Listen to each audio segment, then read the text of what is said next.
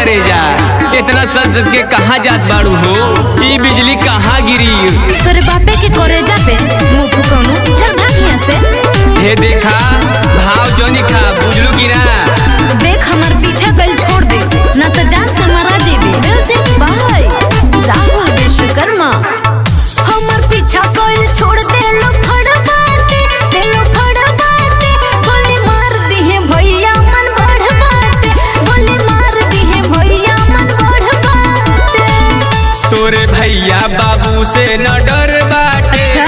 न डर बाटे लड़े भेज दी है आजमगढ़ घर बाटे लड़े भेज दी है आजमगढ़ घर बाटे आजमगढ़ घर आजमगढ़ घर।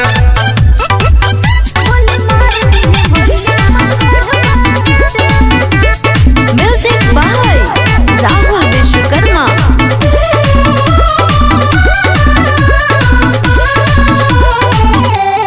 काहे पे मौत मरल चाहतारा?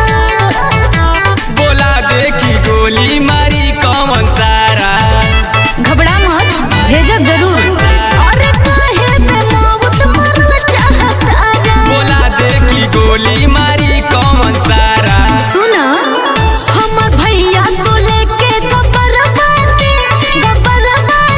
गोली मार दी है भैया मन बढ़ बाटे गोली मार दी है भैया मन बढ़ बाटे।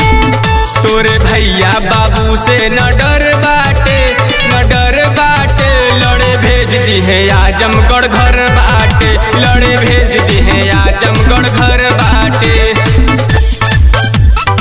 आजमगढ़ घर आजमगढ़ घर। गोली मार दी है भैया मन बढ़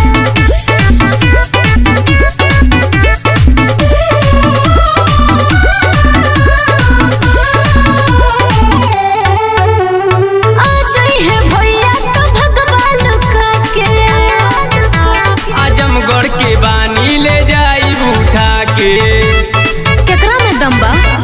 सुनो ए हो आज है भैया तो भगवान का के। आजमगढ़ के बानी ले जाई उठा के। अच्छा उत्तम उपेंद्र मामला गड़बड़ बाटे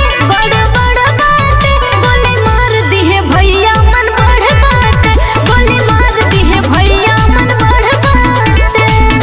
तोरे भैया बाबू से न डर बाटे। अच्छा? न डर बाटे हाँ। लड़े भेज दी है आजमगढ़ घर बाटे ठीक बा। लड़े भेज दी है आजमगढ़ घर बाटे।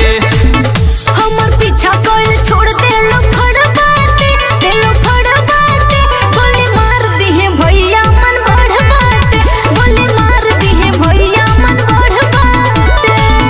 तोरे भैया बाबू से न डर बाटे। अच्छा?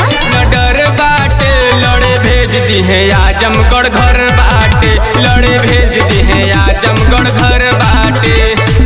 एकदम लतखोरा बाड़े का रे।